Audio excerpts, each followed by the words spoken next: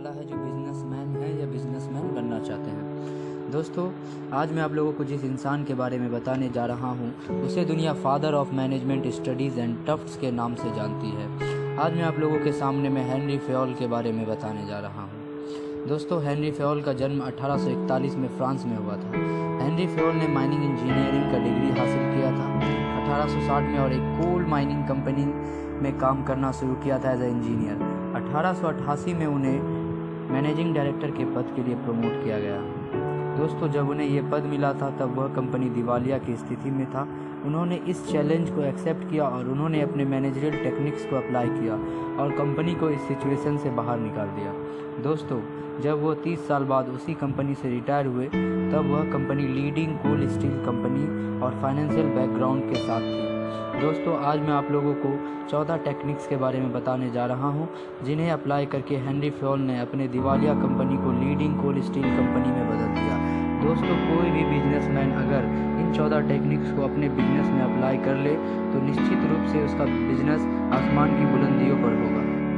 दोस्तों, Henry Fayol के द्वारा बनाए गए प्रिंसिपल ऑफ मैनेजमेंट कुछ इस तरह है। पहला प्रिंसिपल है उनका principle of division of work. दूसरा है principle of authority and responsibility. तीसरा है प्रिंसिपल ऑफ डिसिप्लिन। चौथा है principle of unity of command. पांचवा है यूनिटी ऑफ डायरेक्शन। छठा है subordination of individual interest to general interest. सातवां है principle of remuneration of persons. आठवां है principle of centralisation and decentralisation. नौवां है प्रिंसिपल ऑफ स्कॉलर चेन। 10वां है प्रिंसिपल ऑफ ऑर्डर। 11वां है प्रिंसिपल ऑफ इक्विटी। 12वां है stability of tenure of personal. 13वां है प्रिंसिपल ऑफ इनिशिएटिव और 14वां प्रिंसिपल है प्रिंसिपल। दोस्तों, अब पहले प्रिंसिपल को समझते हैं। पहला प्रिंसिपल है डिवीज़न ऑफ वर्क। दोस्तों, इस प्रिंसिपल के अनुसार सारे कार्यों को छोटे छोटे ग्रुप में बांट देना चाहिए और हर व्यक्ति को उसकी क्षमता, क्वालिफिकेशन और एक्सपीरियंस के हिसाब से काम देना चाहिए, बजाय इसके कि एक ही व्यक्ति के ऊपर सारे कार्य का बोझ दे दिया जाए। दोस्तों, जब कोई व्यक्ति एक ही काम को बार बार करता है तो वह उस काम में माहिर हो जाता है और बहुत ही कम समय में। दोस्तों, उदाहरण के तौर पर मानिए किसी एक फर्नीचर मैन्युफैक्चरिंग कंपनी में किसी एक व्यक्ति को ये कहा जाए कि आप सिर्फ लकड़ियाँ काटें और किसी एक व्यक्ति को उन्हें जमा करने के लिए कहा जाए और किसी को पॉलिश करने के लिए और किसी व्यक्ति को फर्नीचर का फिनिशिंग टच देने के लिए कहा जाए। इस तरह हर व्यक्ति जो अपना जिस काम को बार बार कर रहा है वह उस काम में माहिर हो जाएगा और बहुत ही कम समय में बहुत ही आसानी। दोस्तों, इस तरह कार्य करने से एम्प्लॉयर्स का इफेक्टिवनेस और इफ़िशियंसी लेवल इम्प्रूव हो जाता है। दोस्तों, इस प्रिंसिपल का एक बहुत ही बड़ा फ़ायदा यह है कि जब एम्प्लॉयर केवल एक ही काम को बार बार करेंगे तो वह उस काम में एक्सपर्ट हो जाते हैं और कम रिसोर्सेज में काम को अच्छे से कर पाते हैं। तो चलिए दोस्तों, अब आप लोगों को मैं दूसरे प्रिंसिपल यानी कि principle of authority and responsibility के बारे में बताने जा रहा हूँ। दोस्तों, यहाँ ऑथोरिटी का मतलब निर्णय लेने की शक्ति और रिस्पॉन्सिबिलिटी का मतलब कार्य को समय पे करने का कर्तव्य। तो इस प्रिंसिपल के अनुसार ऑथोरिटी और रिस्पॉन्सिबिलिटी दोनों ही बराबर होना चाहिए। अगर किसी को ऑथोरिटी ज़्यादा दे दिया जाए और रिस्पॉन्सिबिलिटी कम तो नेगेटिव रिजल्ट आ सकता है। ठीक उसी तरह अगर ज़्यादा रिस्पॉन्सिबिलिटी दे दिया जाए और कम ऑथोरिटी तो काम समय पर नहीं हो पाएगा। उदाहरण दोस्तों, किसी कर्मचारी को ये रिस्पॉन्सिबिलिटी दिया जाता है कि आप 100 यूनिट्स एक वीक में प्रोड्यूस करें, लेकिन अगर उन्हें रॉ मटेरियल्स परचेज करने की अथॉरिटी नहीं दी जाती है और अगर रॉ मटेरियल स्टोर रूम में अवेलेबल नहीं है तो वो 100 यूनिट्स का टारगेट टाइम पे नहीं कर पाएंगे और वर्कर्स को ब्लेम भी नहीं किया जा सकता क्योंकि उन्हें सिर्फ रिस्पॉन्सिबिलिटी दिया गया, बराबर का अथॉरिटी नहीं। तो चलिए अब तीसरे प्रिंसिपल की ओर जाते हैं। दोस्तों, तीसरा प्रिंसिपल यानी कि प्रिंसिपल ऑफ डिसिप्लिन।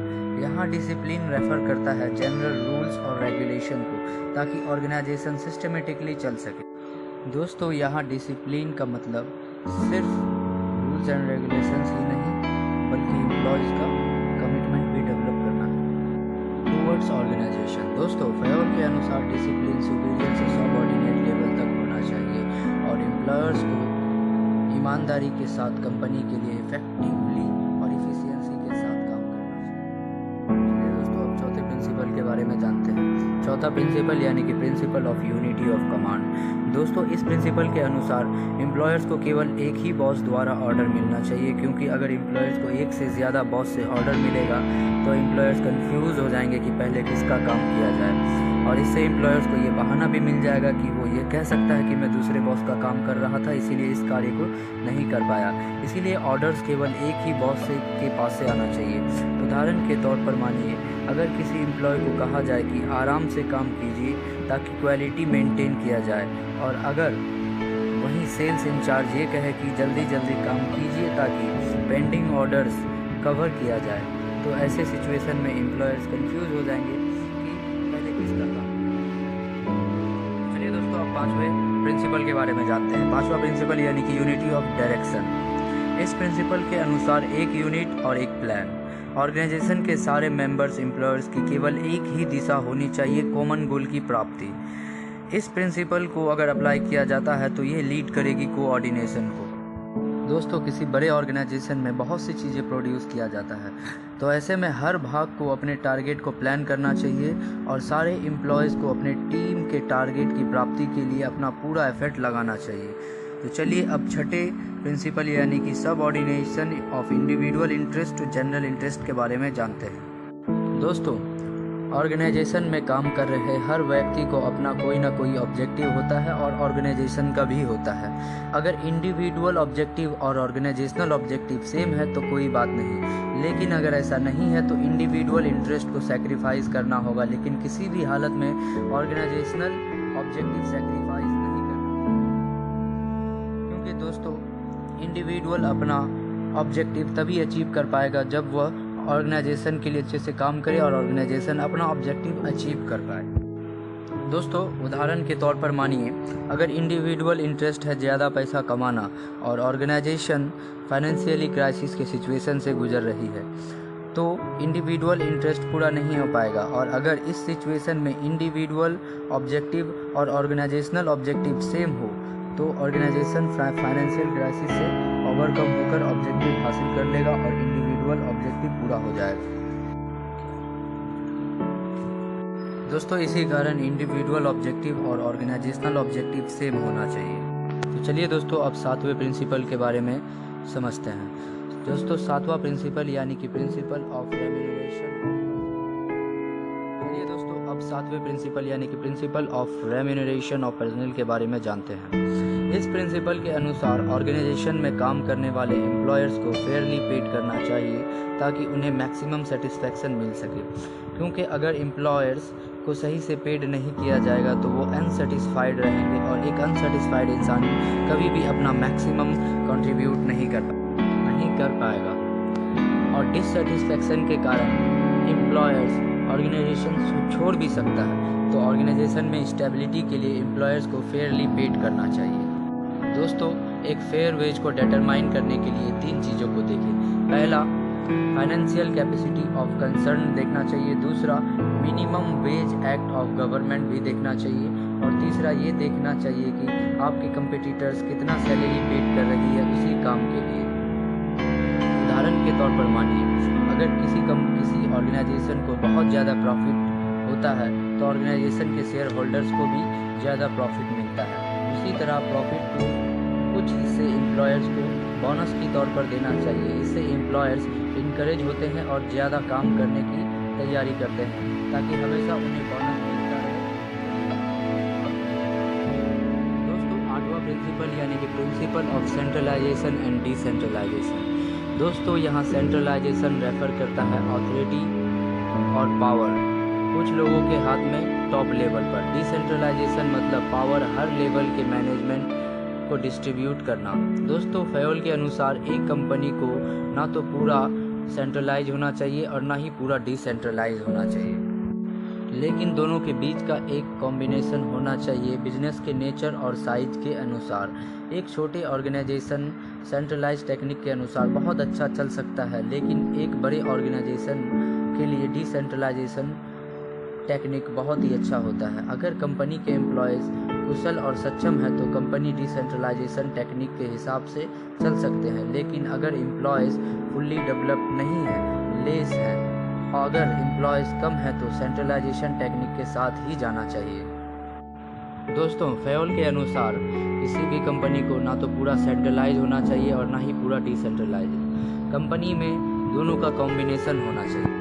उदाहरण के तौर पर मानिए, बड़े फैसले और एक्टिविटी और कंपनी के गोल को तैयार करना, प्लान्स, पॉलिसीज, स्ट्रेटजीज, इन सब को सेंट्रलाइज करना चाहिए और routine work, purchase of raw materials, कर्मचारियों की संख्या, इस सब को डिसेंट्रलाइज करना चाहिए। चलिए दोस्तों, अब आगे की ओर बढ़ते हैं 9वें प्रिंसिपल की ओर, प्रिंसिपल ऑफ स्केलर चेन। दोस्तों, यह प्रिंसिपल एक चेन को दर्शाता है। अगर किसी को कोई इन्फॉर्मेशन देना है तो उन्हें एक लाइन के साथ गुजरना होगा। अगर ई को कोई इन्फॉर्मेशन भेजना है ओ को, तो उसे इन सब के बीच से भेजना होगा। लेकिन अगर दोस्तों कभी किसी कंपनी में कोई इन्फॉर्मेशन ऐसा आ जाए जो बहुत इमरजेंसी है और उसे ई को जल्द से जल्द ओ तक पहुंचाना है, तो वो गैंग प्लैंक के द्वारा आसानी से जाके ओ तक इन्फॉर्मेशन पहुंचा सकता है। लेकिन अगर ऐसा हो तब, लेकिन अगर कोई इमरजेंसी नहीं है तो उन सब को ये स्कॉलर चेन को ही फॉलो करना होगा। दोस्तों, इससे फ्लो, इन्फॉर्मेशन ऑफ फ्लो बना हुआ रहता है, जिससे कंपनी।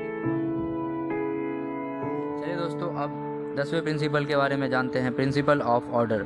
दोस्तों, इस प्रिंसिपल में ऑर्डर का मतलब कमांड नहीं, बल्कि इसका मतलब है ऑर्डरली अरेंजमेंट। कंपनी के हर चीज़ और हर व्यक्ति का मतलब हर चीज़ का एक अपना फिक्स जगह और हर व्यक्ति का भी, ताकि जब किसी चीज़ का ज़रूरत हो तो उसे ढूंढने में ज़्यादा समय और एनर्जी की बर्बादी ना हो। उदाहरण के तौर पर मानिए, किसी वर्कर को किसी टूल की ज़रूरत है और उस टूल का अपना एक फिक्स जगह है, तो उसे आसानी से ढूंढा जा सकता है, आसानी से वहां से लाया जा सकता है बिना ज़्यादा किसी समय की बर्बादी की। उसी तरह अगर किसी व्यक्ति को बुलाना हो और पता हो कि वो कहाँ मिलेगा, तो बिना ज़्यादा समय की बर्बादी के साथ उसे।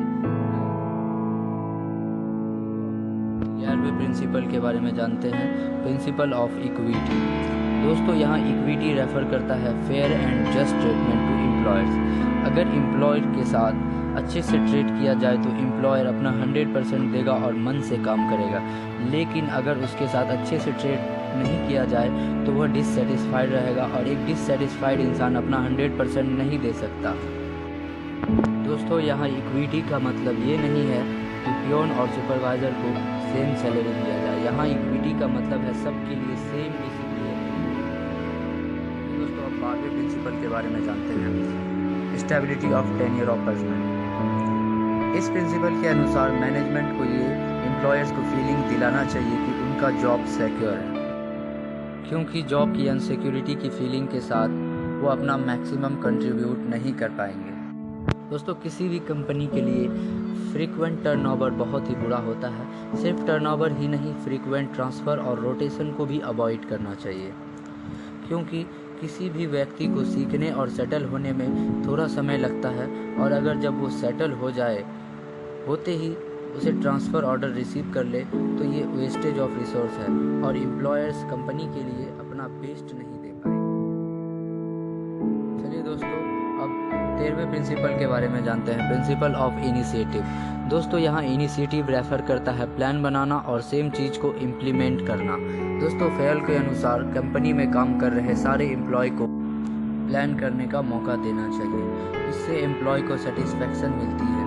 इसीलिए मैनेजर्स को उनके आइडियाज़ और सजेशन का वेलकम करना चाहिए। लेकिन जब मैनेजर्स एक बार डिसीजन ले ले तो सबको एक होकर काम करना चाहिए, चाहे वो डिसीजन उनके आइडिया के हिसाब से हो या नहीं।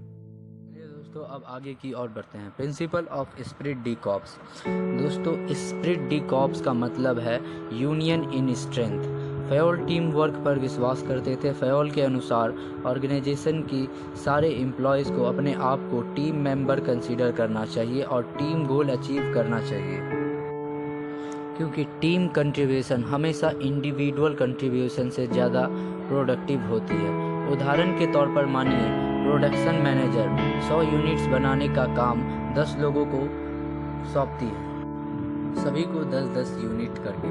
प्रिंसिपल ऑफ टीम स्पिरिट कहते हैं, और कोई सिर्फ अपने टारगेट को ना देखे बल्कि टीम का 100 यूनिट्स का टारगेट को लेकर चले, तब सभी का फोकस 100 यूनिट्स पर होगा। और